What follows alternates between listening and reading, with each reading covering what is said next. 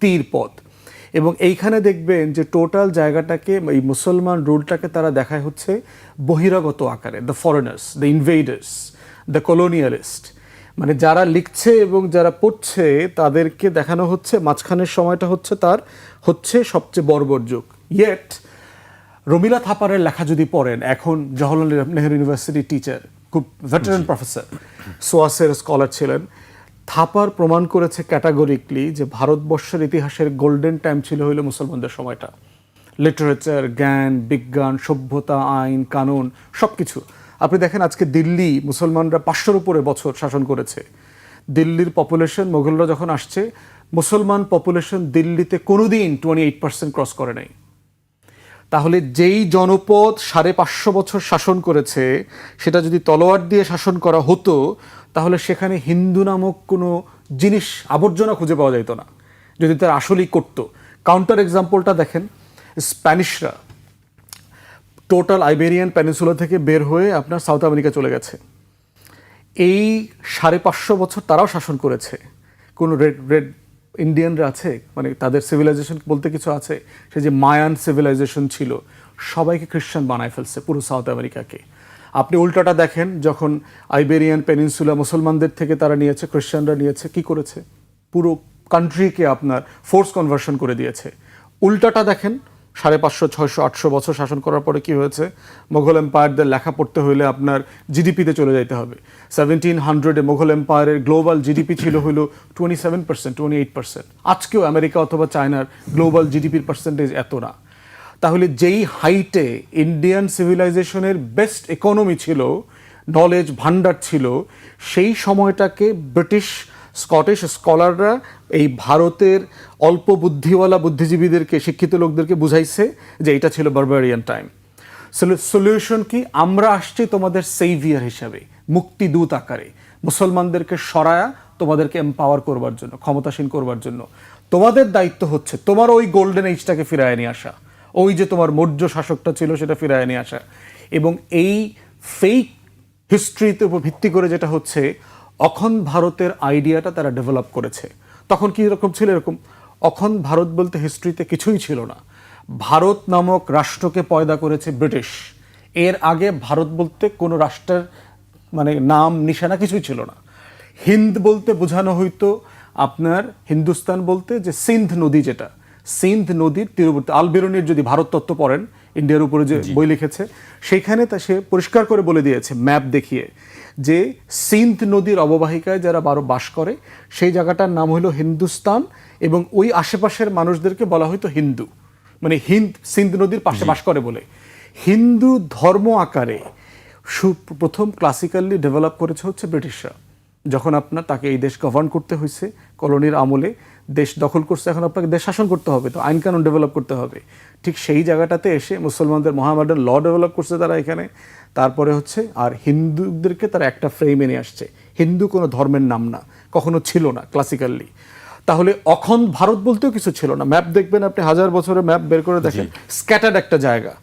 মোগলরাই মোটা দাগে আপনার এই আজকের যেটাকে আমরা ভারতবর্ষ বলি, এটাকে ইউনিফাই করেছে প্রায় পুরোটা, বাকিটা ব্রিটিশরা এসে করেছে। অতএব অখণ্ড ভারতের যে আইডিয়াটা একটা ফেক আইডিয়া, হিন্দু নামক সভ্যতা জাতিসত্তার আইডিয়াটা একটা ফেক আইডিয়া। কারণ হিন্দুদের হচ্ছে প্রচুর ধরন প্রকৃতি আছে। তাদের দেখবেন এক এক অঞ্চলে যাবেন, দেখবেন মন্দির আলাদা, দেবদেবী আলাদা। যেমন দুর্গা বাঙালি হিন্দুর প্রধান দেবী, যাকে তারা পূজা করে। উত্তর ভারতে যান, রাম, যেটাকে নিয়ে সেই বিষয়গুলি তো আমাদের কাছে মনে হচ্ছে যে ভারতে ছড়িয়ে যাচ্ছে, সব প্রসারিত না, ছড়িয়ে যাচ্ছে না, কিছুই ছড়াচ্ছে না। যেটা হচ্ছে সেটা হলো একটা ফেক ইলেকশন হয়েছে। তাহলে বুঝতে হবে যে অখণ্ড ভারতের আইডিয়াটা কিসের ভিত্তিতে ডেভেলপ করলো? হিটলারের রাইখ দ্বারা ইনফ্লুয়েন্সড। ব্রিটিশ কলোনিয়ালিস্টরা এটা ইন্টেলেকচুয়ালি ডেভেলপ করেছে ডিউরিং দ্য কলোনিয়াল টাইমে। এখানে মুসলমানদেরকে আদার করা হয়েছে, যেহেতু তারা মোগল এম্পায়ার ছিল, তাদের গোল্ডেন সিভিলাইজেশন ছিল সেখানে। সেই জায়গা থেকে ডেভেলপ করা একটা ফ্যাসিস্ট আইডিয়া, অ্যাবসলিউটলি একটা ফ্যাসিস্ট আইডিয়া। এখন এই ফ্যাসিস্ট আইডিয়াটা না বুঝলে আপনি শুধু নির্বাচনের এই সংখ্যা, বিজেপি কত পাইলো আর কংগ্রেস কততে হারলো, এই অঙ্ক দিয়ে মিলানো যাবে না। প্রশ্ন আছে যে ম্যানিপুলেশনের একটি এক্স্যাক্টলি। তো এই হিন্দুত্ববাদের জায়গা থেকে দেখতে হবে যে ভারত রাষ্ট্র যে পলিটিক্সটা করতেছে, গত প্রায় 100 বছর, আপনার আগামী কয়েক বছরের ভিতরে সম্ভবত এই বছর অথবা আগামী বছর আরএসএস এর 100 বছর হওয়ার কথা, এবং তাদের টার্গেট ছিল এই বছরের ভিতরে অখণ্ড ভারতের ম্যাপ তারা করবে, পূর্ণাঙ্গ করবে। তো সেই জায়গাতে এসে আজকে এরকম একটা সময়ে যে রাজনীতি করতেছে, প্রত্যেকটা উপকরণ বলতেছে যে সে অন্য দেশ দখলের যে প্ল্যান তার আছে, অখণ্ড ভারত ইসরায়েলের মতো তার ম্যাপ সে ইলাস্টিকের মতো বাড়াবে, সেটা না বাড়ায় যেটা হচ্ছে ইন্টারনালি রাষ্ট্র আকারে সে ফ্র্যাকচার হচ্ছে। ইন্ডিয়া গত 47-এর পর থেকে যদি ধরেন মোস্ট ভালনারেবল স্টেট রিয়েলিটিতে এখন বাস করছে, এবং নির্বাচন তো শুধু এখানে হচ্ছে না, বিজেপির প্ল্যানে দেখলাম সবচেয়ে দুর্গ, মানে যেখানে সে দখল করতে পারছে না, সে বলছে যে যেই 3টা দুর্গ আমাকে দখল করতে হবে, একটা হচ্ছে বাংলা, দ্বিতীয় হচ্ছে তামিলনাড়ু, থার্ড হচ্ছে আপনার কেরালা। কেরালাতে কংগ্রেস দেখলাম আগায় আছে, তামিলনাড়ুতে আপনার ওই যে নায়ক যিনি দক্ষিণ ভারতের যিনি নায়ক নতুন দল করেছেন উনি, আর কংগ্রেসের এখানে তৃণমূল এখানে হেরে যাচ্ছে। প্রশ্ন হচ্ছে যে কি নির্বাচন হয়েছে? প্রথম কথা হচ্ছে ভারতের আপনার পশ্চিম বাংলাতে প্রায় 90-এর মতো আসন আছে যেখানে মুসলমানরা ডিসাইসিভ ফ্যাক্টর হইতে পারে। এই যে আপনি এসআইআর এর কথা রেফার করলেন, সাকিব ভাই বলেছেন স্পেশাল ইন্টেন্সিভ রিভিশন, এসআইআর এর মধ্য দিয়ে আপনি 1 কোটির উপরে ভোটারকে সাডেনলি নাই করে দিলেন, অলমোস্ট 80% 90% মুসলমান। তাহলে আপনি এই 90টা আসনের ডেমোগ্রাফি, ইলেকটোরাল ডেমোগ্রাফি পরিবর্তন করে দিলেন, আমাদের নির্বাচন কমিশন যেটা করছিল 2008-এ আওয়ামী লীগকে ক্ষমতায় আনার জন্য। তো সেই কাজটা করে আপনি কিভাবে ফেয়ার ইলেকশন করলেন? দ্বিতীয়ত দেখেন, টোটাল ইলেকশন ল এনফোর্সমেন্টের দায়িত্ব লোকাল স্টেটের ল এনফোর্সমেন্ট থেকে আপনি সেন্ট্রাল গভর্নমেন্ট থেকে লোক পাঠাইলেন 3 লাখ, হ্যাঁ নিয়ে আসছে। তৃতীয়ত হচ্ছে যে টোটাল প্রিজাইডিং পোলিং আপনি লোকাল ব্যুরোক্রেটদের উপর রিলাই করলেন না, বাইরে থেকে লোক আনছেন। ইতিমধ্যে আমরা জানি যারা পশ্চিম বাংলায় যাওয়া আসা করে তারা সবাই বলছে পশ্চিম বাংলার ব্যবসা বাণিজ্য কিন্তু ইতিমধ্যে বাঙালিদের বাইরে চলে গেছে। মারোয়ারিরা, মুম্বাই থেকে আসা, গুজরাটিরা, উত্তর ভারত থেকে আসা লোকজন এই টোটাল বিজনেস ইন্ডাস্ট্রি সব কিছু নিয়ন্ত্রণ করছে। কালচার ভেঙে পড়েছে। বাংলাদেশে ভিক্ষা করতে আসা লাগে কলকাতা থেকে, জানেন, কারণ তারা ওখানে প্রোডাকশন হাউস চালাইতে পারতেছে না। বাংলাদেশ থেকে শত শত হাজার হাজার কোটি টাকা বিজ্ঞাপন নিয়ে তারা কলকাতায় প্রোডাকশন হাউস চালাচ্ছে।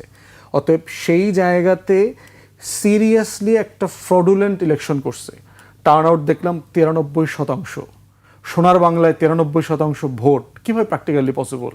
নদী, সাগর, তারপরে মানে রাস্তাঘাটের যে অবস্থা দুর্গম, আমাদের মতোই তো, মানে এরকম একটা জায়গায় 93% টার্ন আউট আপনি কিভাবে করেন? Practically impossible. তাহলে যেটা হচ্ছে এইটা সিম্পলি মধ্যযুগীয় কায়দায় একটা দুর্গ দখল করছে বিজেপি, একটা এলাকা সে দখল করছে, অস্ত্র দিয়ে না, একটা ভোটের যুদ্ধের মধ্য দিয়ে দখল করেছে। তার ওই যে অখণ্ড ভারতের ডেডলাইন ফুলফিল করতেছে। এটা করে যেটা করছে, সে এখানে আসন জিতেছে কিন্তু সে রাষ্ট্র হারাচ্ছে দিন শেষে, ফ্র্যাকচার্ড কমিউনিটি। এবং এইটা অনেকগুলো মৌলিক প্রশ্নও তৈরি করেছে। বাঙালি বুদ্ধিজীবিতা রবীন্দ্রনাথ ঠাকুরকে নিয়ে যেই বাঙালি জমিদার, ব্রাহ্মণ, উচ্চবর্ণের হিন্দুরা যেই হিন্দুত্ববাদিতা, যেই পোলারাইজেশনটা শুরু করেছিল গত শতাব্দীতে, বঙ্গভঙ্গ হয়েছিল, এটা সে করতে দিল না। আবার অখণ্ড বাংলার একটা রাষ্ট্র করারও কিন্তু পরিকল্পনা করেছিল। সোহরাওয়ার্দী, আবুল হাশেম, শরৎচন্দ্র বসু, কুরণচন্দ্র রায়, সেটাও কিন্তু আপনার এই বাঙালি হিন্দুরা এবং নেহেরু করতে দেয় নাই, কংগ্রেস করতে দেয় নাই।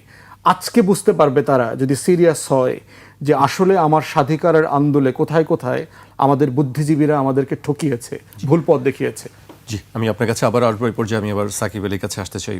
পশ্চিমবঙ্গকে এত গুরুত্ব দেওয়ার কারণ কি বিজেপির ক্ষেত্রে? আরেকটি প্রশ্ন ছিল যেটি হচ্ছে যে বাংলাদেশে কি পশ্চিম কি আবার শুরু হবে কিনা, এই ধরনের একটি আশঙ্কা আমরা দেখছি।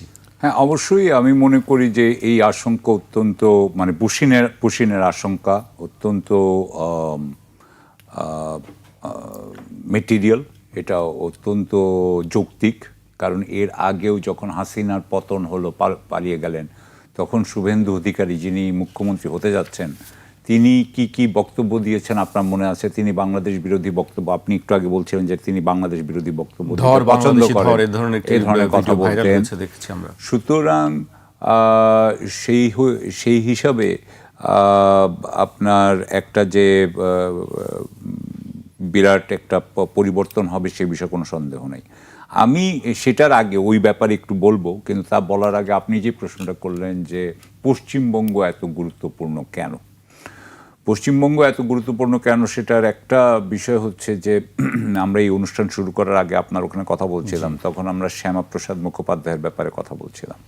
তো শ্যামাপ্রসাদ মুখোপাধ্যায় হচ্ছে হিন্দু মহাসভার আমাদের ইতিহাস নিয়ে যখন কথা বলছিল ডক্টর ফুয়াদ, সেখানে ব্যারিস্টার ফুয়াদ, সেখানে হচ্ছে যে হিন্দু মহাসভার প্রতিষ্ঠাতা ছিলেন হচ্ছে গিয়ে শ্যামাপ্রসাদ মুখোপাধ্যায়। এবং শ্যামাপ্রসাদ মুখোপাধ্যায় সেই সময় আপনার পূর্ববঙ্গে যে সংখ্যালঘু যে হিন্দু সম্প্রদায় ছিল, সেই হিন্দু সম্প্রদায়কে তিনি অত্যন্ত আমি বলবো সাফল্যের সাথে সংগঠিত করেছিলেন এই হিন্দু মহাসভার অধীনে। এবং কংগ্রেসেরও একটা বিরাট অংশকে তিনি, যদিও তিনি কংগ্রেসের মেম্বার ছিলেন না, কিন্তু তিনি কংগ্রেসেরও একটি বিরাট অংশকে সংগঠিত করেছিলেন। এবং একদিক দিয়ে একটু আগে যখন ফুয়াদ যখন কথা বলছিলেন জন্য, এই যে একটা নতুন আরেকটা স্বাধীন বাংলা তৈরি করার জন্য সোহরাওয়ার্দী এবং শরৎ বোসের যে কথা বলছিলেন, সেখানে এই শ্যামাপ্রসাদ মুখোপাধ্যায় ছিল এটার প্রধান বিরোধিতা করছিলেন, মানে পশ্চিমবঙ্গে।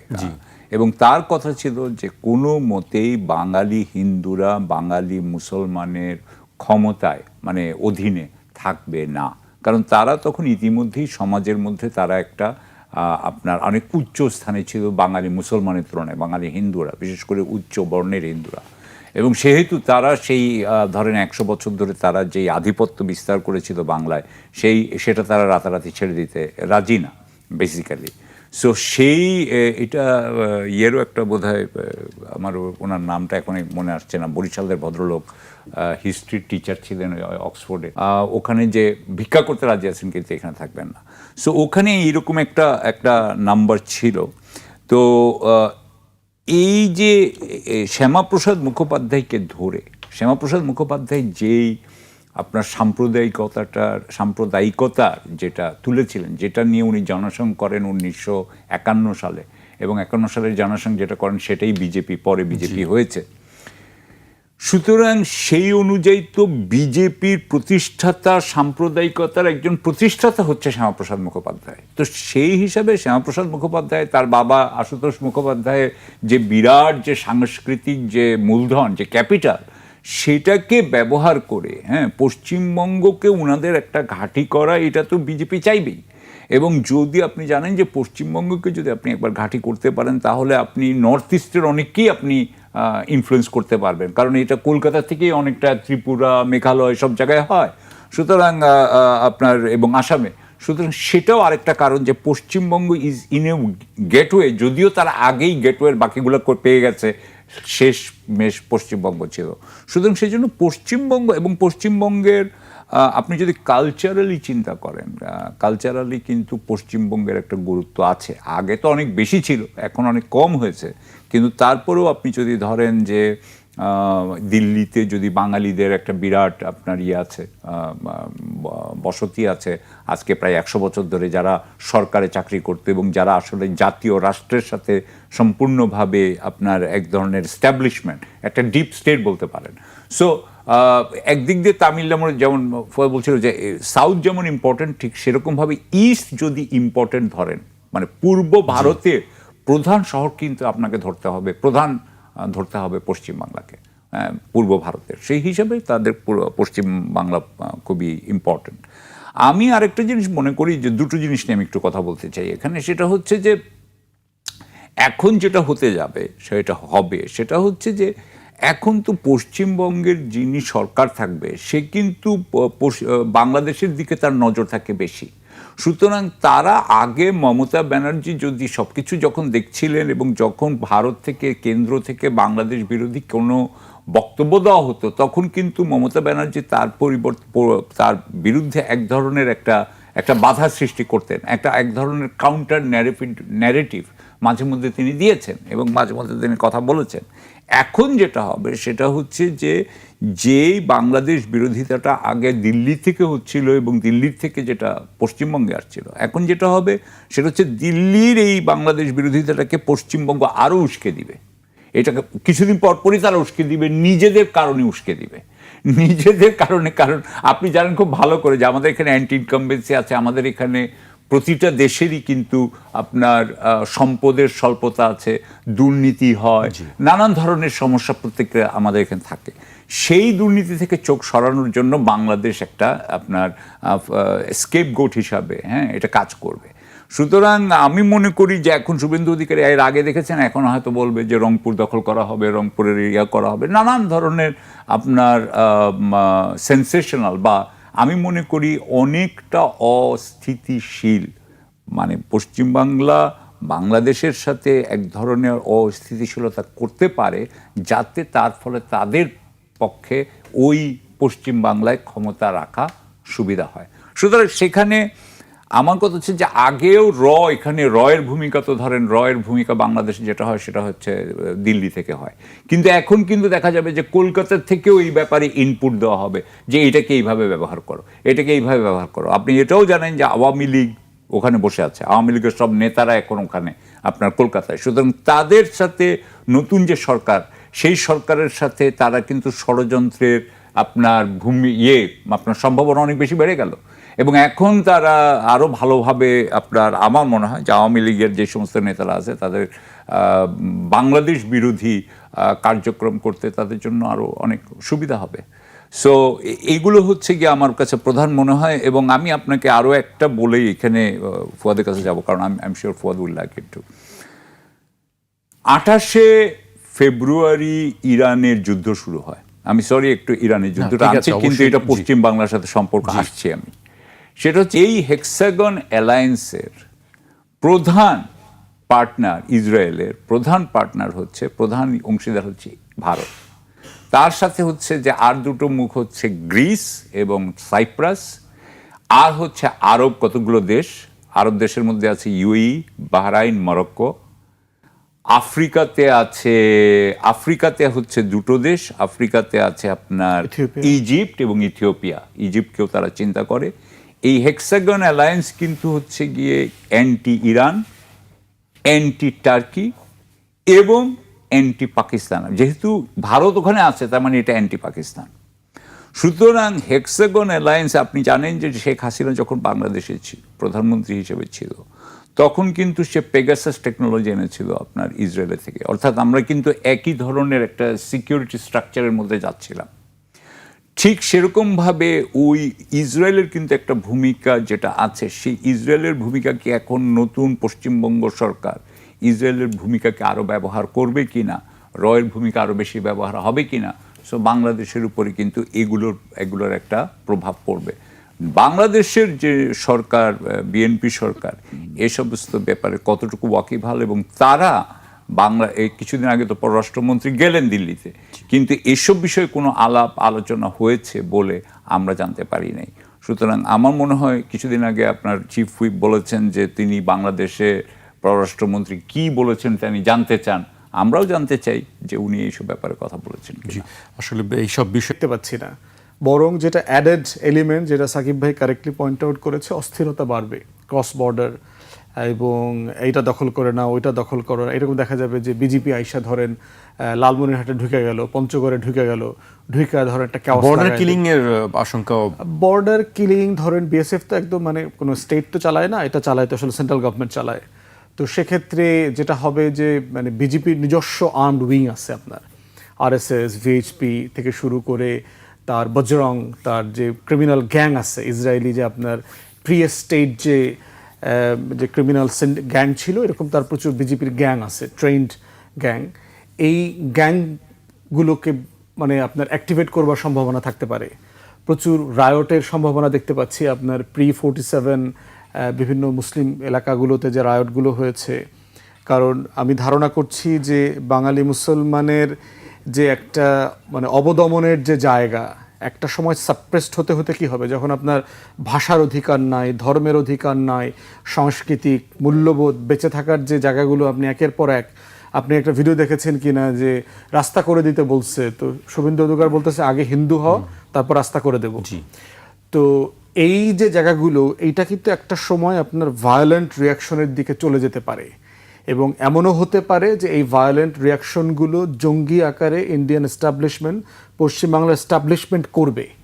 করার পরে ধরেন নামধারী মুসলমান টাকা দিয়ে দুইটা ঘটনা ঘটায়া ওইটাকে কেন্দ্র করে মুসলিম কমিউনিটির উপরে ক্র্যাকডাউন এবং পুশিন, যে নাগরিকত্ব বাতিল করা, ডিটেইন করা। আপনি জানেন যে নাগরিকত্ব ইস্যু নিয়ে গত কয়েক বছর থেকে হাজার হাজার মুসলমানরা আপনার ডিটেনশন সেন্টারে আছে, আলাদা আলাদা এলাকা করে দিয়েছে, সেপারেটেড এলাকা, মানে যেখানে হাজার হাজার মুসলমানরা মামলা টামলা ছাড়া, কোনো ছাড়া, অভিযোগ ছাড়া ওখানে ওখানে মানে জেলের ভিতরে বন্দী আছে। বলা হচ্ছে 25 লাখ মানুষের আবেদন ট্রাইব্যুনালে পেন্ডিং আছে।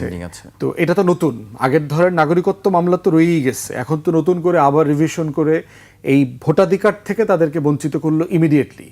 এরপর এটা আবার নাগরিকত্বের সাথে তারা ট্যাগ করবে তাদেরকে এখন। এবং এই যে ভোট যে 93 থেকে 95% পড়েছে, এর একটা বড় কিন্তু বিজেপি হুমকি দিয়েছে, যারা যারা ভোট দিতে আসবে না এবং তাদের মার্কায় ভোট দিবে না তাদের নাগরিকত্ব বাতিল করে দেওয়া হবে। ওই ভয়ে অনেকে ভোট দিতে আসছে, আর কারচুপি হয়েছে প্রচুর, বাট প্র্যাকটিক্যালি পসিবল না এত শতাংশ ভোট টার্ন আউট করা আর কি।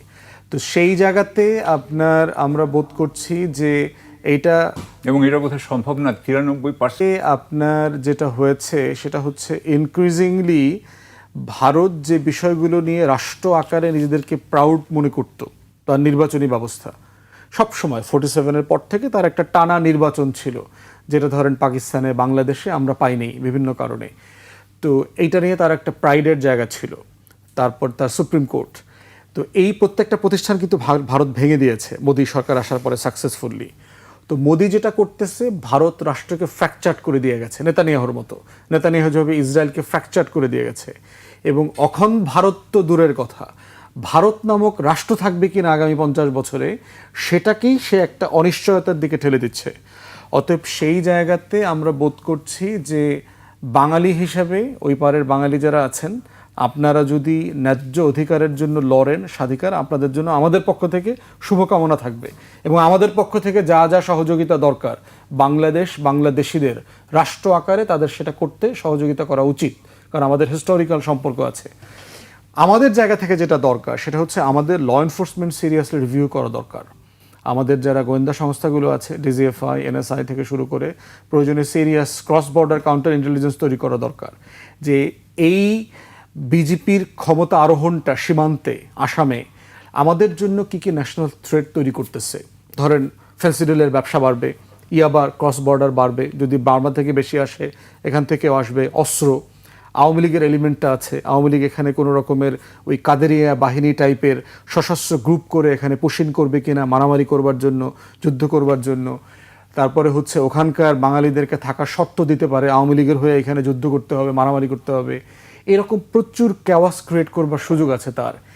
এই জায়গাগুলোতে আপনার আমাদের সভরেন্টি রক্ষা করবার জন্য আমাদের আলাদা স্পেশালিস্ট ইউনিট দরকার, এবং আমাদের ফরেন মিনিস্ট্রিতেও আলাদা ডেস্ক দরকার শুধুমাত্র এগুলোকে পার্টিকুলারলি অ্যাড্রেস করবার জন্য। রাষ্ট্র আকারে আমার ইনস্টিটিউশন যদি ফাংশনাল না হয়, এবং আমার বন্ধু বাড়ানো দরকার, কারণ আমার এই অখণ্ড ভারতের হিন্দুত্ববাদী যে সভরেন্টির ক্রাইসিস তৈরি করেছে, সেক্ষেত্রে আমার এই নেইবারহুডে এবং নেইবারহুডের বাইরে ধরেন নেপাল, চায়না, মালদ্বীপ, শ্রীলঙ্কা, পাকিস্তান, যত অ্যান্টি ইন্ডিয়ান কান্ট্রিজ এখানে আছে, আমাদের সবার এখানে ডিফেন্স অ্যালায়েন্স স্ট্রেংথেন করা দরকার আমাদের কালেকটিভ সিকিউরিটির জন্য। কারণ নিরাপত্তার সময় আপনার চেতনার পিল দিয়ে কিন্তু আপনি দেশ বাঁচাইতে পারবেন না। ওই চেতনার পিলের বাইরে আইসা খুব সিরিয়াস স্ট্র্যাটেজিক আপনার আমাদের ডিফেন্সিভ মেজার আমাদেরকে তৈরি করতে হবে। এবং অ্যাট এ টাইম আমরা এটা বারবার বলেছি যে আমাদের গণবাহিনী তৈরি করা দরকার। গণবাহিনী মানে জাসদেরটা বলতেছি না, বলতেছি যে আমাদের পৃথিবীর বহু দেশে আছে স্টেট সার্ভিস আছে, আপনি ন্যাশনাল সার্ভিস করবেন, 2 বছরের ট্রেনিং নিতে হবে প্রত্যেক নাগরিককে, আপনার 18 বছর থেকে শুরু করে 25, 30, 35 বছরের, যাদেরকে আপনি হরেক রকমের কাজে লাগাইতে পারবেন। যুদ্ধ একটা, কিন্তু এর আগে আপনার যত যে ফ্লাড ডিজাস্টার হয়, জলাবদ্ধতা হয়, আপনার বিভিন্ন ন্যাশনাল ক্রাইসিসে আপনার ভলান্টিয়ার লাগে, আপনি এই মানুষগুলোকে যে কোনো সময় ক্রাইসিসে কাজে লাগাতে পারবেন। অতএব টোটাল আমার সিকিউরিটি অ্যাপারেটাসকে ঢেলে সাজানো জরুরি। এবং দেখবেন গত কদিন আগে জঙ্গি নাটক যেখান থেকে শুরু হলো, আমাদের সম্মানিত সেনাপ্রধান জেনারেল ওয়াকার সাহেব এনডিসিতে একটা বক্তব্য দিয়েছেন বিমান বাহিনী নিয়ে, যে বিমান বাহিনীর মাল্টি রোল কমব্যাট এয়ারপ্লেন এরকম কিছু একটা সমতা আছে, সাকিব ভাই ভালো বুঝবেন, যেটা আমাদের নাই। এবং উনি এটা বলেছেন যে আমাদের এটা না থাকার কারণে কক্সবাজার থেকে শুরু করে আমাদের বর্ডার, আমাদের আকাশ সীমা রক্ষা করাটা খুব চ্যালেঞ্জিং হয়ে যাচ্ছে এবং আমাদের এটা করতে হবে, এরকম একটা জায়গায় উনি বলেছেন এবং খুবই কারেক্টলি বলেছেন জেনারেল ওয়াকার সাহেব যেটা বলেছেন। এরপরেই দেখেন বিমান বাহিনীতে তেহরিকি তালেবান পাকিস্তান টিটিপির এলিমেন্ট নাকি পাওয়া গেছে, অথচ বিমান বাহিনী গত বছর দেখলাম আপনার আমার দেশ রিপোর্ট পড়লাম 6 জনের রয়ের টিম এক্সপোজ করছে, তাদের কোর্ট মার্শাল হয়েছে, চাকরিচ্যুত করা হয়েছে। অতএব আমার ফোর্সগুলোকে ঢেলে সাজানো, জেনারেল ওয়াকার যেটা বলেছেন, এই প্রপোজিশনের সাথে আমাদের দেশবাসী আমরা একাত্ম আছি এবং আমাদের স্বাধীনতা সভরেন্টি কিভাবে কম্প্রোমাইজড হতে পারে, কারণ এটা কিন্তু সিরিয়াস কনসিকুয়েন্স আছে। হিটলারের রাইজ নিয়ে 20s-এ 30s-এ কিন্তু আমরা দেখেছি ইউরোপিয়ান নিউজ পেপারগুলো কিন্তু সিরিয়াসলি তার দেশগুলোকে ওয়ার্ন করেছে। অতএব একই রকম এইরকম একটা ফ্যাসিস্ট রেজিম অখণ্ড ভারত যেটা দিল্লিতে তৈরি হচ্ছে, এটা শুধু তার রাষ্ট্রকে সে বিপদে ফেলছে না, চারপাশের সব প্রতিবেশীকে সে বিপদে ফেলছে। অতএব সেই জায়গাতে আমার রাষ্ট্র আকারে আমার স্বাধীনতা সার্বভৌমত্ব ধরে রাখবার জন্য আমার যে সিকিউরিটি অ্যাপারেটাসকে রিভিউ করা দরকার, আমার ফ্রেন্ডস বাড়ানো দরকার, অ্যালায়েন্স বাড়ানো দরকার, এটার মধ্য দিয়ে যেভাবে স্ট্রেনথেন করা দরকার সেটা সিরিয়াসলি রিভিজিট করা দরকার। জি, আমি আপনার কাছে আসবো আবার এই ব্যাপার, যে আমি সাকিবের কাছে আবার আসতে চাই। একজন সাবেক কূটনীতিক হিসেবে বাংলাদেশের আসলে কি করা উচিত, যেটি কিছুটা বলছিলেন ব্যারিস্টার ফুয়াদ, আপনার কাছে কি মনে হয় আমাদের পদক্ষেপগুলি কি হওয়া উচিত? প্রথম কথা হচ্ছে যে আমাদের একটা বিষয় আমি যেটা দেখলাম সেটা হচ্ছে যে আপনার মনে আছে যে আমাদের প্রধানমন্ত্রী যখন লন্ডনে ছিলেন এবং তিনি যখন ওনাকে যখন আসতে বলা হচ্ছিল এবং এখানে ওনার আসার জন্য একটা জনমত বা একটা তৈরি হলো, তখন কিন্তু উনি বলেছিলেন যে উনার বাংলাদেশে আসা কিন্তু উনার একার উপরে নির্ভর করে না, এটা আমাদের মনে রাখতে হবে। তাহলে এটা কার উপর নির্ভর করে, কে এটার সাথে কি ভারতের কোনো সম্পর্ক ছিল কি না, এটা নিয়ে কিন্তু এখনো এটা ক্ল্যারিফিকেশন হয়নি। দ্বিতীয় কথা হচ্ছে যে আমাদের দেশের স্বরাষ্ট্রমন্ত্রী আজকে যিনি এখানকার 2 নম্বর ব্যক্তি, তিনি করার কথা নেই, কিন্তু তিনি শিলংয়ে 7 বছর ছিলেন, সেটা ব্যাপারেও কিন্তু কোনো আপনার ব্যত্যয় নাই, সেটা আমরা সবাই জানি। এখন সুতরাং সেই অবস্থায় এই সরকার আসলে ভারতের সাথে বাংলাদেশের সার্বভৌমত্বের পক্ষে কোনো শক্ত অবস্থান নিবে কি নিবে না, সে ব্যাপারে আমার কিছুটা সন্দেহ আছে। আমি আশা করব যে তারা নিবে এবং সে ব্যাপারে তারা যাতে এটা ক্লিয়ার করে, এবং এই বিষয়গুলো যদি তারা ক্লিয়ার করে দিতেন তাহলে কিন্তু আজকে আমাকে এই কথাগুলো বলতে হতো না, কিন্তু ওনারা ক্লিয়ার করেন নাই। আপনি জানেন যে আমরা কিন্তু কিছুদিন আগে কিন্তু ওই যে নিয়ে কথা বলছিলাম, রৌমারি নিয়ে কথা বলছিলাম, এবং রৌমারি তখন এই যে পিলখানা নিয়ে আপনার জেনারেল ফজলুর রহমান কিন্তু একটা আপনার কমিশন ছিল, সেই কমিশন নিয়ে আমরা তখন কথা বলেছি। তখন বলা হয়েছিল যে ওই রৌমারির ঘটনার পরে ফজলুর রহমান সাহেবকে ডিজি থেকে নামিয়ে দিল হচ্ছে গিয়ে আওয়ামী লীগ এবং বলার জন্য আর কি, ভারত বলার কারণে। সেটা তো 2003 সালের কথা বলছি আমরা, 2001 বা 1 সালের কথা বলছি, 2000 এটুকু মনে করি যে ইতিমধ্যেই কিন্তু আপনি জানেন, আমি কয়েকদিন আগে একটা হচ্ছে 18ই ফেব্রুয়ারি বোধহয়, ওটা ছিল আপনার রৌমারি দিবস। তো রৌমারি দিবসে কিছু আপনার রিটায়ার্ড অফিসাররা গিয়েছে ওখানে যাওয়ার পর তারা ছবি তুলেছে। আমি একজনের থেকে শুনলাম, আমারও যাওয়ার কথা ছিল, তা আমার একটা অনিবার্য কারণে যেতে পারি নাই, কিন্তু ওখানে আমি তখন শুনলাম যে যারা গিয়েছে তাদের নামে নাকি রিপোর্টিং হবে। অর্থাৎ বাংলাদেশে এখনও আপনি রৌমারির ব্যাপারে যে আর্মি অফিসারগুলো যাচ্ছে তাদের বিরুদ্ধে রিপোর্টিং হচ্ছে। তো একটু আগে জেনারেল কারণ 2 হলো মমতা ব্যানার্জি বিজেপি যে কনসার্টেড এফোর্ট দিয়ে শুরুর থেকে ওই জায়গাটায় পশ্চিমবঙ্গে আপনার সরকার গঠনের চেষ্টা করেছে, মমতা ব্যানার্জি কিন্তু এতটা করে নাই, যদিও তিনি খুব পপুলার, কিন্তু ভোটে তিনি ইতিমধ্যেই যে রেজাল্ট হয়ে গেছে তাতে তার জেতার কোনো সম্ভাবনা নাই। পশ্চিমবঙ্গে আপনার বিজেপি এবার সরকার গঠন করবে। কিন্তু আপনাকে মনে হয় এই কারণে তৃণমূল কংগ্রেসের নেতৃত্ব পরিবর্তন আসতে পারে? কারণ বহু বছর ধরে তিনি নেত্রী এবং শুভেন্দু যিনি আর কি তার বিরোধী একসময় তো একসাথে ছিলেন। তো না, দেখেন, নেতৃত্ব চেঞ্জ অন্য কথা, যে ধরেন এটাও ঠিক মমতা ব্যানার্জি যতদিন আছে তৃণমূলে কিন্তু তার বিকল্প ওইভাবে ওই অর্থে অত পরিচিত কেউ নাই, তবে চেঞ্জ হতে পারে। কনফারেন্সে আপনি অনেক সময় আছে না, কমিউনিস্ট পার্টি ছিল না আগে, চেঞ্জ হয়ে গেছে না, শেষ হয়ে গেছে না। তো তৃণমূল এখন ধরে রাখা মমতা ব্যানার্জির জন্য, কারণ বিজেপি ঢুকে গেছে পশ্চিমবঙ্গে, এখন কিন্তু তার এটা বিজেপি ধরে রাখা খুব কষ্ট আছে। এই জন্য আমার মনে হয় আপনার কি মনে হয় ভবিষ্যতে এমন হতে পারে যে মমতা এবং কমিউনিস্টরা এবং অন্যরা সবাই মিলে জোট তৈরি করতে জোট চেষ্টা তৈরি করবেন? করতে পারবে, কিন্তু মমতা তো কমিউনিস্টের সাথে বরাবরই দ্বন্দ্ব ছিল, তাই না? সে হঠাৎ তার করে মানে আমরা একটা প্যারাডাইম শিফট কি দেখতে এখানে যাচ্ছি? বাংলাদেশে যেমন পশ্চিমবঙ্গের রাজনীতির একটা প্যারাডাইম শিফট। বাংলাদেশে বিএনপি জামাত একসাথে বহুদিন চলছে না, এখন আলাদা হওয়ার পরে দেখেন না ঠোকাঠুকি লাগছে না? তো ওরকমই আপনার বিজেপি এবং ওখানে যে কমিউনিস্ট পার্টি ছিল তাদের সম্পর্কে যে সম্পর্ক ছিল, এক হলেও কিন্তু ঠোকাঠুকি বাড়বে। আমার মনে হয় যে তৃণমূল কংগ্রেস আরও হবে, সমস্যাগ্রস্ত হবে। যেমন আমি বারবার বলি যে এখানে বিএনপি গুপ্ত জামাত আছে না, এগুলো পরিশুদ্ধ জাতীয়তাবাদী দল হলে বিএনপির জন্য মঙ্গল। যতদিন গুপ্ত জামাত যতদিন বিএনপির ভিতরে থাকবে, বিএনপি দুর্বল থাকবে। সুতরাং ওখানে যদি বামপন্থীদের সাথে ঐক্য করে, আমার মনে হয় না যে তৃণমূলের খুব ফাইনালি লাভ হবে। হয়তো ইলেকশন গেমের সামনে আপনার কাছ থেকে এই বিষয়ে আবারও জানবো। আপনি প্রায়ই বলে থাকেন যে গুপ্ত আছে বিভিন্ন জায়গাতে, কিন্তু গুপ্ত আছে, গুপ্ত দূর করার উপায় কি? গুপ্তের হাত থেকে বাঁচার উপায় কি? কারণ আমরা দেখলাম যে হাম তো গুপ্ত হয়েছিল, টিকা দেওয়ার কারণে হাম কিন্তু আমাদের হতো না, কিন্তু এই যে হামকে গুপ্ত থেকে বের করে নিয়ে আসলো অন্তর্বর্তী সরকার এবং টিকা দিল না, কিন্তু এখনো গলা ফাটিয়ে বলে যাচ্ছে যে তাদের টিকার সংক্রান্ত কোনো অসুবিধা তারা করে নাই। টিকা ক্রয় যে তারা দেরি করেছে এবং টিকা যারা দেয় তাদেরকে বেতন দেয় নাই, এই কথাটা তারা বলছেই না। আপনি যদি কেউ কাজ করে তাহলে তাকে যদি বেতন না দেন, সে তো ঠিক মতো কাজ করবে না। টিকা পরিবহন করে যারা, তাদেরকে বেতন দেয় নাই।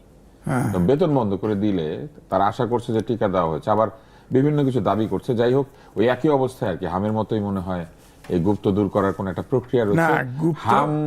হাম এই জন্য আমি উদাহরণ দিলাম যে গুপ্ত দূর করার প্রক্রিয়া কি, এটা আপনার কাছে আবার প্রশ্ন করবো, আপনি একটু ভেবে রাখেন। আমরা নীলুফার চৌধুরী মনি আপনার কাছে আসতে চাই, আমরা কিছুক্ষণ আলোচনাটা করব অন্য একটি বিষয়, সেটি হচ্ছে যে বাণিজ্য চুক্তি। এবং আমরা দেখছি যে একদিকে আমাদের শিল্পগুলি রুগ্ন, 1 বছরের মধ্যে 50টি বন্ধ এবং রুগ্ন কারখানা বেসরকারি খাতে যাবে, এটা বস্ত্র পাটমন্ত্রী বলে দিয়েছেন। কিন্তু ওই একই বিষয়ে তুলা আমদানি, সুতা তৈরি করা, এইসব বিষয়ে আমরা চুক্তি করেছি যুক্তরাষ্ট্রের সাথে, এবং যুক্তরাষ্ট্র বাংলাদেশ বাণিজ্য চুক্তি, এইটা আসলে কি হতে পারে ভবিষ্যতে? কেননা করে গিয়েছেন তো ইউনূস সরকার, কি করিলে কি হয়, হচ্ছে তো এই সরকারের সময়। শোনেন, এটা ডিসকভারি চ্যানেলের মতো, বড় বড় প্রাণী তার ছোট প্রাণীকে খাবে, খেতে খেতে একদম একদম দারকিনি মাছটাকে পর্যন্ত খেয়ে ফেলে তার বড়টা। তো বাংলাদেশ তো একটা এই টাইপের একটা দেশ, যে উন্নয়নশীল দেশ, অনেক সমস্যা জর্জরিত। বাংলাদেশে একটাই সুবিধা, যেটা ডলার ইনকাম করতে পারে তার শ্রম দিয়ে, তার অড জব দিয়ে, তার গার্মেন্টস দিয়ে। তো এইটা যারা যে দেশের, তারা তাদের টাকাটা ফেরত নেওয়ার জন্য অনেক রকম চেষ্টা করে সবখানে। আপনি দেখেন বড় বড় কোম্পানিগুলো যখন আমাদের ঋণ দেয়, ওদের লোক দিয়েই কর্মচারী, ওদের মাল দেয়, ওদের লোক দিয়ে কাজ করায়, আবার ওদের টাকা ওদের দেশে নিয়ে চলে যায়। মাঝখান থেকে 30 বছর আমাদের ঋণের ঘানি টানতে হয় একটুখানি সুবিধা পাওয়ার জন্য। তো আজকে যে ঘটনাটা ঘটেছে, একটা ইন্ট্রিম সরকার, আমি আগে মনে করতাম যে শেখ হাসিনা স্বৈরাচার ফ্যাসিস্ট ছিল বোধহয়, তাকে উৎখাত করেছে। কিন্তু এখন আমার কাছে মনে হয় শুধু এটাই কারণ না, কারণটা তাকে স্বৈরাচার বানানো হয়েছে একটার পর একটা। ভালো নির্বাচন হলে তো স্বৈরাচার হতে পারতো না। ভালো নির্বাচনে ভালো আপনার বিরোধী দল ছায়া সরকার থাকতো, ভালো প্রতিবাদ হতো, সরকার ভয় পেত। যখন নির্বাচনটা তাইরে নাইরে হয়, তখন তার আর কোনো, সে কাউকে ভয় পায় না। তখন সে যাকে ভয় পায় তারা তার উপর দিয়ে খবরদারি করে, এবং একটা পর্যায়ে তার উপর দিয়ে খবরদারি করতে না পারলে তাকে উৎখাত করা হয়। সেই উৎখাতিত হয়েছে, বাট যাদেরকে আনা হয়েছে বিদেশ থেকে ইম্পোর্ট করে, সেই ইম্পোর্টেড মালগুলো এই দেশটাকে বিক্রি করে দিয়ে গেছে, খোকলা করে দিয়ে গেছে বাকিটা। এই কথাগুলো আমি বলেছি, আপনি বলেছেন, আজিজ ভাই বলেছে, আরও 5 জন বলেছে, কিন্তু আমাদের কথা শুধু কথার মধ্যেই থেকে গেছে। যদি তাই না থাকতো, এই সাহসটা কিভাবে হয় যে নির্বাচন হওয়ার 3 দিন আগে এমন একটা ঘটনা ঘটাতে পারে? এবং তাদের কেউ কেউ উপদেষ্টাদের বলে যে দুই দলই ছিল, যদিও বিরোধী দল জামাত অস্বীকার করেছে, সরকার নীরব। সরকার স্বীকার অস্বীকার কিছুই করে না। সরকারে থাকলে আপনি এটা করা একটু কঠিন এই জন্য যে ওই সরকারে খলিলুর রহমান সাহেব ছিলেন, হ্যাঁ, ফলে আপনি ডাক্তার উনি তুষার, হয়তো আপনিও জানতেন যদি এই জন্য সরকারে সরকার থাকতেন, এটা আপত্তি করতে পারছে না। আপনিও যদি সরকারে থাকতেন, আপনার কিছু তো থাকেই, আপনার নিজেকে সেভ করার জন্য, জাতিকে সেভ করার জন্য হয়তো আপনাকে চুপ করেই থাকতে হতো। তো এই জায়গাটায় এখন বিএনপির জন্য একটা চ্যালেঞ্জ, বড় চ্যালেঞ্জ। কারণ আমার তো দরকার এখন নিট ভাতের, আমার কিন্তু বিমানের দরকার নাই। আমার দরকার ভাতের, যেহেতু আমি যেখানে সস্তায় পাবো, কমে পাবো, আমি সেখান থেকে আনবো। আমি আমার হাতের কাছে, ওই যে গানটা গাইছিল না, হাতের কাছে ভরা কলস তৃষ্ণা মেটে না, আমি হাতের কাছে ভরা কলস রেখে আমি 7 সমুদ্র 13 নদী পারে আমি ভরা কলস আনতে যাব, এটা তো আমার খরচ, আমার সব কিছু মিলে। এই জায়গাটা আমি মনে করি এইখানে দল, বিরোধী দল, বুদ্ধিজীবী বাংলাদেশের, তাদের নিয়ে একটা কমিটি হওয়া দরকার, ঐক্যমত হওয়া দরকার, জাতীয় কমিটি হওয়া দরকার, নাগরিকদের একটা কমিটি হওয়া দরকার। যেমন আপনার যুদ্ধ নিয়ে, তেল নিয়ে এই সরকার একটা কমিটি করেছে, এরকম যে আপনারা কথা বলবেন, বিরোধী দল কথা বলবে, সরকারি দলও কথা বলবে।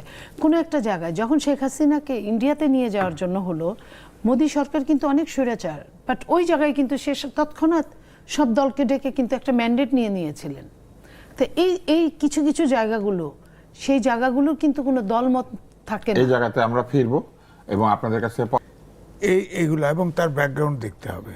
ধরেন একটা অমুক দলের লং টাইপ সে পেরোলে ছিল, সে এখন আসলো, তাকে গুপ্ত দেখবেন, গুপ্ত আইডেন্টিফাই করার তো কোনো ইয়ে নাই। কিন্তু আমার কথা হলো যে দলের গুপ্ত, সেই দলে ধরেন জামাতের গুপ্ত আমি বলি আছে বিএনপিতে, জামাতের সাথে দীর্ঘদিন ছিল, জামাতের সাথে সমাবেশ বলেন, কর্মী বলেন, নেতা বলেন, তারা ঘুরতে স্বাচ্ছন্দ্য বোধ করে, বিএনপি বিশাল দল বাদ দিয়ে দিবে। বিএনপির লোক বিএনপির প্রতি থাকবে। আমি এটা করলে কি এমন হবে না যে এক ধরনের যে বিভিন্ন দলের মধ্যে যে আন্তঃদলীয় একটা সম্পর্ক, বন্ধুত্বপূর্ণ সম্পর্ক, সেটা নষ্ট হয়ে যাবে, আবার সেই মুখ না দেখা দেখি ওরকম একটা অবস্থা তৈরি হবে না? বিএনপি একটা মধ্যপন্থী জাতীয়তাবাদী দল, এখানে অনুপ্রবেশকারী থাকলে বিএনপির ক্যারেক্টার নষ্ট হয়ে যাবে। কারণ বাংলাদেশে এই মধ্যপন্থী জাতীয়তাবাদী দল, যেখানে সবাই যেতে পারে, আশ্রয় নিতে পারে, এরকম একটা দল থাকা দরকার। সেটাই তো গুপ্তরা বলবে যে আমি অন্য দল করি, তাতে আমি আশ্রয় নিয়েছি, আমি এখন আর আগের দলটা করি না, আশ্রয় নিলাম না। অনেকে প্রশ্ন করছে যে বিএনপি জামাত এত ভোট পাইলো কেন? কবে যে গুপ্তর বিএনপির 20% ভোট পাইছে, এটা সমস্যা না। বিএনপির নামে অনেক জায়গায় দখল করতেছে না, বিএনপির লোকজনই অনেক জায়গায় মিডিয়ার লোকে এডিটর বানায় দিচ্ছে, অমুক বানায় দিচ্ছে, ম্যানেজমেন্টে বসায় দিচ্ছে। সে তেল মারে, ফ্ল্যাটারিং করে, নেতা ভাবে যে আমার লোক ঠিক আছে। হ্যাঁ, তো আপনি বলেন। প্রধানমন্ত্রী তো পরিষ্কার বলেছেন যে এই কাজগুলি তিনি সমর্থন করেন না, ফলে তারা কাকে তেল দেয় বা কাকে খুশি করে এই কাজগুলি করছে? এখন যদি এইটা বলে, এখন সব তো অনলাইনে সব না বললে আপনি একটা ধারণা দিতে পারেন। আমি তো প্রধানমন্ত্রীর সার্কেলে যারা আছে, আমি তো অনেককে দুর্নীতিবাজ, গুপ্ত আমি চিনি। আমার কাছে জিজ্ঞেস করুক গোপনে, আমি আইডেন্টিফাই না করুক, আমি বলে দেবো গুপ্ত জামাতকে। ওনার সামনেও আমি বলেছি, ইনডাইরেক্টলি বলেছি, প্রমাণ করেছি, বলেছি। উনি ডেকেছেন, 5-7 জন ডেকেছেন, আমি বলেছি যে অমুককে তো এর ভিতরে বেরোতে পারবে না, অমুকরা বেরোতে পারবে না, আমি বেরোতে পারবো। এটাতে মিন করে কে? এবং আমার ধারণা উনি কিন্তু গুপ্ত বলে, শব্দ উচ্চারণ করে।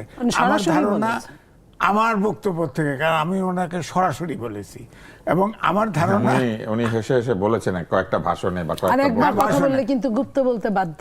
হ্যাঁ, বলছে উনি। এটা আমার ধারণা, আমার কথা উনি বিশ্বাস করেছে। আমরা এইবার আমাদের মূল যে আলোচনাটা ছিল একটু আগে, সেখানে আসি। যুক্তরাষ্ট্র বাংলাদেশের বাণিজ্য চুক্তি, ওইখানে যেসব শর্তগুলি রয়েছে, এটি নিয়ে এখন গণমাধ্যম এবং রাজনৈতিক অরাজনৈতিক মহল সব জায়গায় কথা বলি। যেমন প্রতিরক্ষা বাণিজ্য সহজে উন্নত করতে বাংলাদেশের সঙ্গে ইউএসএ কাজ করবে, কিন্তু আমাদের প্রতিরক্ষা সামগ্রী সংগ্রহ করার সময় তাদের যে মূল্য এবং তাদের যে উচ্চ টেকনোলজি, সেইটা তো ওই মূল্য, ওই দাম দিয়ে আমরা আসলে ওইখান থেকে খুব একটা দাম না করতে পারি না, এবং সবকিছু তারা দেয়ও না। ওইভাবে না, তাদের কাছ থেকে অস্ত্র কিনতে হবে, কিন্তু তারা তো সবকিছু দেয়ও না। দেয় না, এখন কিনতে হবে। ধরেন আপনি ডাক্তার, আপনি বলেন এখন আপনার ওষুধের গায়ে জেনারিক নেম লেখা যাবে না, এটার দুটো জিনিস। আর একটা হচ্ছে কাভারে তারা হালাল যেটা জিনিস বলেছেন যে এইখানে আমরা তাদের পেটেন্টেড ড্রাগ যেগুলি আমরা নানান পদ্ধতিতে আমরা বানাই, যেগুলোকে রিভার্স ইঞ্জিনিয়ারিং, বায়ো ইঞ্জিনিয়ারিং বলে, সেগুলা করলেও ওই মূল উৎপাদককে রয়্যালটি দিতে হবে বা ওইটাই আমেরিকাকে বলছি, রয়্যালটি দিতে হবে। হয় আমাদের ছোট ছোট আমরা কিন্তু সস্তা অনেক কিছু বানাতে আমরা পারি, একটা যেটা ডাক্তার, আপনি ডাক্তার জেনারিক নেম ব্যবহার করেন, এই জন্য আপনি যে কোনো দেশে গেলে জেনারিক নেমটা কমন থাকে, কিনতে পারবেন। আমরা তো আমাদের দেশে ওষুধ তো এক্সপোর্ট হয়, এখন তো জেনারিক নেম না থাকলে তো ওষুধ নিবে না কেউ, চিনবে না কেউ।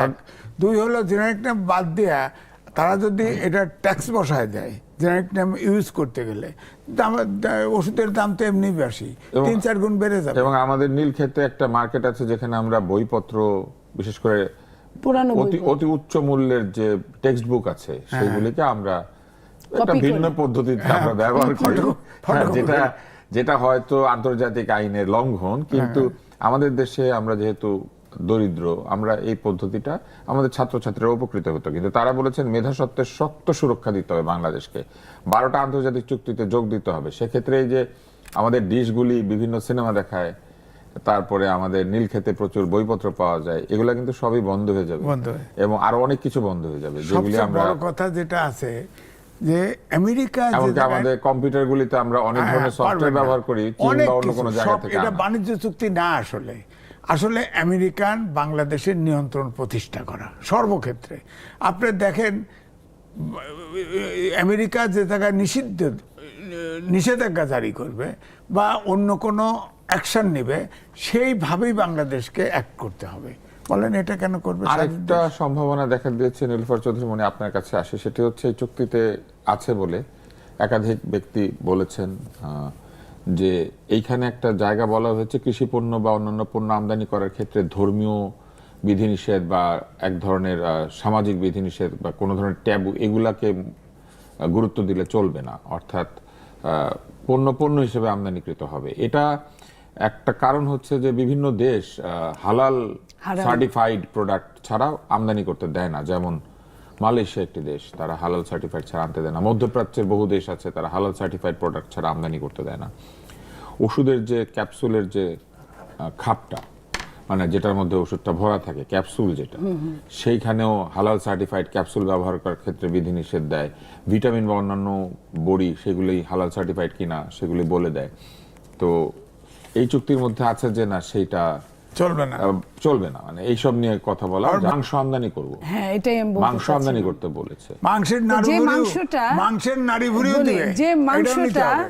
আপনার হালাল আর হারাম বাংলাদেশের প্রেক্ষাপটে এমন যে আল্লাহু আকবার বলে জব না করলেই আমাদের জন্য ওটা হারাম, তাই না? তো তারা তো ওই সময়টাও তাদের নাই, তারা তো আল্লাহু আকবার দিলেও কোথাও কোথাও আছে শুনেছি যে ক্যাসেট প্লেয়ারে দিয়ে রাখে, সেটা বাঁচতে থাকে আর হালাল জব হতে সার্টিফিকেশন থাকে। বোর্ডের কিছু নিয়ম আছে, সেটা মানলে হালাল হয় তো আর কি। সেটা তো কিন্তু, না মেনে দিলে এটা কিন্তু এই আমাদের জন্য, চুক্তিতে- আমাদের ধর্মটাকে হালকা করার জন্য, আমাদের কিন্তু খুব বেশি একদম মৌলবাদ নাই আমাদের দেশে ওরকম, কিন্তু ধর্মটাকে পালন করে মন থেকে, এটা আছে। তো এই যে প্রত্যেকটা মানুষ, আমি মাঝখানে কয়েকদিন আগে আমি একটা চায়না গিয়েছিলাম একটা বড় কমিটির সাথে সরকারি সফরে, এবং সেইখানে প্রত্যেকটা জায়গায় হালাল যে খাদ্যটা, এই যে সাপ্লাইটা তারা দিয়েছে আমাদেরকে, এই জিনিসগুলো থেকে বোঝা যায় যে প্রত্যেকেই অন্যখানে গেলেই আগে দেখেছে যে এটা হালাল না হারাম, এখানে পর্ক আছে না নাই, এখানে পর্কের তেল আছে কি নাই, আবার জিজ্ঞেস করেছে কেউ কেউ গিয়ে। তারা কিন্তু এরকম না যে খুব বেশি ধর্ম পালন করে এই এমপিরা। তো এই জায়গাটায় আমরা খুবই, আপনি কি মনে করেন যে মাংস আমদানির জন্য যথেষ্ট পরিমাণ মানে প্রয়োজন বাংলাদেশের রয়েছে, মানে যেখানে আমরা গরু তো খুব সহজেই ভারত থেকে পাই? একদমই না, একদমই আমাদের তাহলে আমদানির কিসের দরকার মাংস পড়ে আসলে না। আসবে, মানে কোন মাংসটা আমরা ওইখান থেকে আনবো? মুরগিও তো আমাদের এত দূর থেকে দরকার পড়ে মুরগি না, এনে- আমাদের পোল্ট্রি কিন্তু মোটামুটি স্বয়ংসম্পূর্ণ। মুরগি আমরা আনবো কিন্তু না, একটা, খাসি তো ওইখানে হয়ই না বলতে গেলে। সেটাই। হ্যাঁ, তা কি তো আনবো আমরা? এখন টার্কি আনবো? তার কি হতে পারে, তাদের ওইখানে তার কি অনেক এটা প্রচলন, তারা ওইভাবে পালে, এবং তারা এমনও হতে পারে যে তারা অন্য দেশ থেকে ইম্পোর্ট করে আমাদের সঙ্গে লাভ করবে। হ্যাঁ, ওইটা অবশ্য করবে না তারা, তাদের পণ্যই তারা পাঠাবে। ওই চুক্তি তো এটাই বলা আছে, অরিজিন আমেরিকাই হবে। কিন্তু এই যে তাহলে কিসের মাংস আসবে? না, আজিজ ভাই, আপনার কি মনে হয়? ওখানে কিন্তু বলা আছে বাংলায় আসছে যে নারী ভুড়ি পর্যন্ত নারী ভুঁড়ি কাজে লাগে ওই যে আমাদের পোল্ট্রি ফিড তৈরি পোল্ট্রির করার জন্য, জন্য। মাছের জন্য, আমরা হ্যাঁ। নারী ভুঁড়ি মাছ, আমদানি করি, মাংস। সেটা আমদানি করলে এখন আমার মনে হয় প্রথম খারাপ কথা হয় না। হলো যে তারা মাংস যে গরু জবাই করে এটা অটো মেশিনে, তারা যে সিস্টেমে জবাই করে এটা মুসলমানদের জন্য হালাল হবে না, তো অ্যাকসেপ্ট করবে না। তো এক মেশিনের ভিতর দিয়ে টুকরো করে ফেলে, এক। তারপরে ধরেন এবারে আমি আজকেই দেখলাম যে পশুমন্ত্রী বললেন যে আমরা এবার বাইরের থেকে পশু ইম্পোর্ট করতে হবে না, আমাদের স্টক আছে 1,20,00,000 আমাদের খামার টামার দিয়ে। তো এখন তো তাদেরটা আমেরিকারটা নিতে হবে, তারা যদি পুশ না, করে আমাদের নিতে থাকলে হবে। আমরা নিব কেন? আরেকটা আমাদের বিষয় একটু- available নিতে থাকলে তারা নিব বলা কেন? আছে তো বাধ্য, আপনি নিতে বাধ্য। বাধ্য ঠিক আছে, বাট আমার তো এটা আছে, আমার যখন আমাদের লাগবে আমি আমাদের যে থাকবো, পণ্য আমি আছে, থাকবো। আমাদের কৃষি পণ্য কিছু কিছু পণ্য আছে, রয়েছে যেগুলো হ্যাঁ। আমাদের রয়েছে, সেগুলো আমাদের ওইখান থেকে আনার ব্যাপারে কোনো বিধিনিষেধ আরোপ করা যাবে না, এবং যদি তাদেরটা আমাদের চাইতে সস্তা হয় তাহলে কিন্তু আমদানিকারকরা সেটা অবশ্যই নিয়ে আসবে। কারণ কিছু কিছু পণ্য আমরা এখানে উৎপাদন করি যেটার উৎপাদন ব্যয় হয়তো একটু বেশি, কিন্তু এতে আমাদের কৃষকরা উপকৃত হয়। না, কিন্তু ওখান থেকে আনার স্কোপই নাই। যেমন তুলা, গার্মেন্টস ইম্পোর্ট করতে হলে তাদের তুলা কিনতে হবে। তুলা তো আমরা চীন থেকে আনি, ভারত থেকে আনি, যেখানে দক্ষিণ কমে আফ্রিকাতে। পাই। কম দামে পাই এবং ডিস্টেন্সও কম, দ্রুত নিয়ে আসতে পারি। এখন তুলা তাদের ওখান থেকে অনেক বেশি দামে এই কিনতে হবে। অন্তর্বর্তী সরকার কি বুঝে এই বাণিজ্য চুক্তিটা করলো বলে মনে না, হয়? এই জন্য আমার ফটোকার্ড, আমি তো লিখছি তো এটাতে, পত্রিকায় ছাপা হয়েছে, ফটোকার্ড আমার ব্যাপারে ছাপা হয়েছে যে এই সরকার কেন ইউনুসকে গ্রেপ্তার করে বিচার করে না, এই চুক্তি করলো কেন 3 দিন আগে। আর এই চুক্তি যেটা হচ্ছে আমি ডাউনলোড উনি করছি, আরেকটা কাজ করেছেন ওনার সরকার, বিনিয়োগকারীরা এই দেশে আসলে 5% লভ্যাংশের 5% কর্মচারীদের মধ্যে এটা বিলি করতো, এটা একটা শর্ত ছিল, এটাকে এখন কমিয়ে এটা 1.5% করে দিয়েছে। 1.5% করছে। এবং অনেকেই বলছেন যে তেল গ্যাস অনুসন্ধানকারী বা অন্যান্য বিদেশি সংস্থা যারা এখানে এসে ব্যবসা করবে তারা তাদের লভ্যাংশ যাতে না, আমাদের এখানে না দিতে হয়। আরো তার এখানে সে একটু শয়তানি চালাক আছে, শয়তানি চালাক। তার মামলা হয়েছিল 5% আপনার ওই হ্যাঁ, গ্রামীণ ফোনের এবং গ্রামীণ টেলিকমের কেসে ছিল না, এই জন্য যাতে ভবিষ্যতে যদি কেস ওঠে ওটা যাতে 5% ডিমান্ড না করে, এই জন্য কমাইছে। এখন ধরেন আমি তো নিজেই অ্যাফেক্টেড, কথার কথা এইটা যদি প্রয়োগ হয়, আমার মেয়ে তো ব্রিটিশ আমেরিকান টোবাকোতে, সে তো কয় চাকরির চেয়ে বেশি ইয়ার এন্ডিং এ 5% আপনার ইয়ে পায়, মালিকানা। প্রফিটের উপর প্রফিটের শেয়ার sharing। পেত। Share। এটা বিরাট অঙ্ক পায়। তো এটা কেন করবে? এটা আন্তর্জাতিক ভাবে স্বীকৃত, উনি এটা করে দিছে বাংলাদেশ। আমরা এই জায়গাতে এসে একটা বিরতি নিচ্ছি, বিরতির পর আমরা ফিরে আসবো আবারও চলমানে। আমরা কথা বলছিলাম চলমান চুক্তি নিয়ে যে আলোচনা সেই বিষয়, এবং এটি নিয়ে এম এ আজিজ লেখালেখিও করেছেন বিভিন্ন পত্রিকাতে, তাই তাকে আমরা